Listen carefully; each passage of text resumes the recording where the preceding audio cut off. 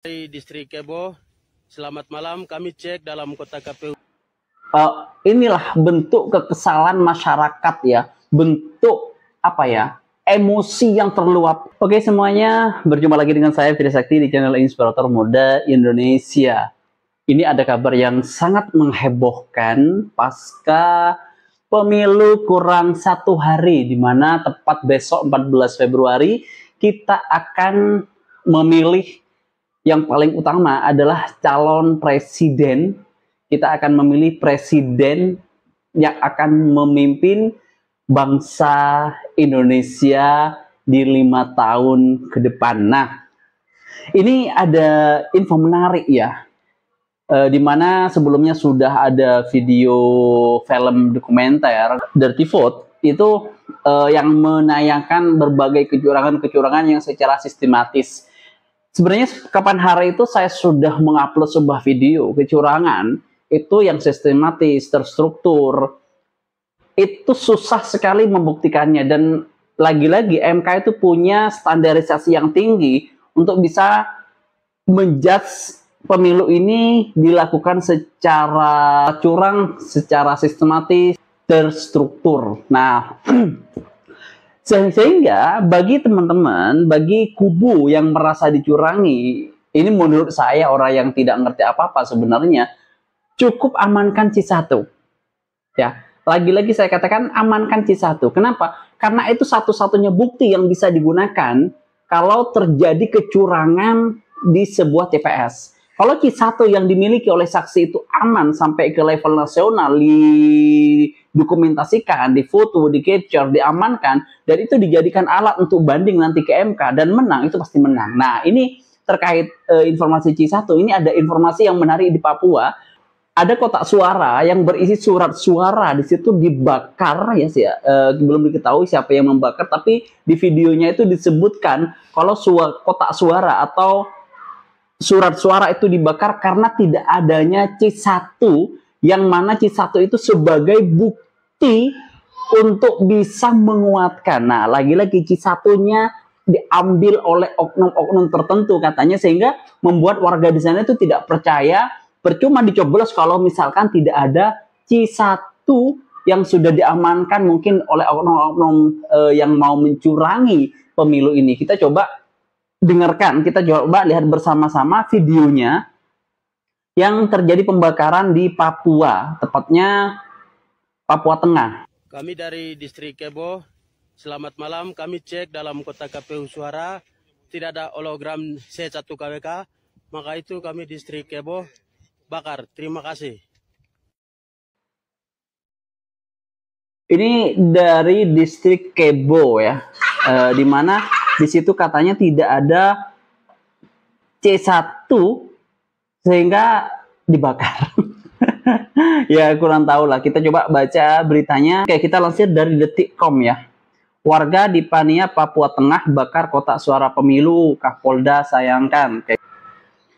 Viral di media sosial, oknum warga membakar kotak suara pemilu di Kabupaten Paniai, Papua Tengah. Kapolda Papua Irjen Matius D. Fakhiri menyayangkan adanya aksi pembakaran tersebut. Tentunya H-1 saya sangat menyayangkan, kemarin masih ada kejadian pembakaran fasilitas pemerintah dan logistik pemilu di Paniai. Aksi warga membakar kotak suara pemilu itu terjadi di Distrik Kebo dan Distrik Yagai, Kabupaten Paniai pada Senin tanggal 13. Matius mengaku prihatin atas peristiwa yang terjadi tentang pemilu ini. Kami sangat prihatin dengan adanya kejadian itu. Saya berharap tidak terulang lagi. Terkait aksi yang terjadi ini, Matius telah memerintahkan untuk menambah personil pengamanan di dua kabupaten tersebut, yakni Kabupaten Paniai dan Kabupaten Diiyai. Kami Polda Papua sudah memerintahkan untuk perkuatan, segera mengirim perkuatan ke Paniai dan Diiyai supaya tidak terulang, tegasnya. Diketahui sebelumnya aksi pembakaran juga dilakukan sekelompok warga di kantor distrik Baya Biru Paniai pada hari Minggu.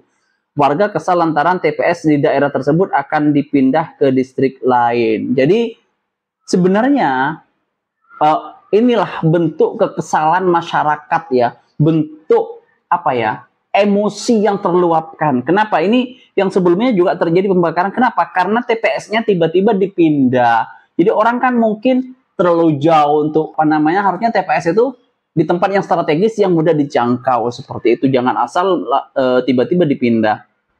Nah, masyarakat ini kecewa karena dapat informasi kalau untuk Baya Biru, Ketua TPD, Pandis dengan PPS termasuk Kepala Distrik sepakat untuk dijadikan satu di distrik Aradide, kata Kapolres Paniai AKBP Abdus Syukur.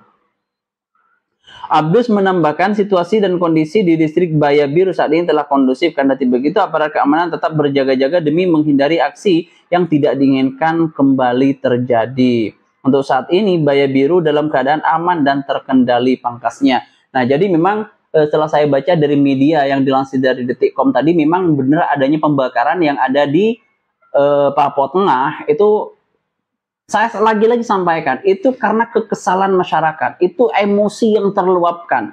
Pertama hari Minggu kemarin, kenapa? Karena tiba-tiba TPS-nya dipindah. Orang kan kesal, mungkin berbagai alasan lah, apa dipindah. Mungkin transportasinya tahu sendiri, mungkin di Papua tidak semudah di Jawa dalam rangka transportasi. Itu juga harus dipikirkan, jangan sampai memicu kemarahan masyarakat. Yang kedua, kenapa terjadi pembakaran untuk surat suara? Itu ketika dicek ternyata tidak ada C1, yang mana C1 itu merupakan bukti kuat untuk dijadikan alasan kalau misalkan memang nantinya terjadi pelanggaran-pelanggaran pemilu atau kecurangan-kecurangan pemilu yang terjadi secara sistematif dan struktur. Kalau sudah para saksi tidak memiliki C1, ya sudah, berarti saksi itu nggak bisa ngapa-ngapain.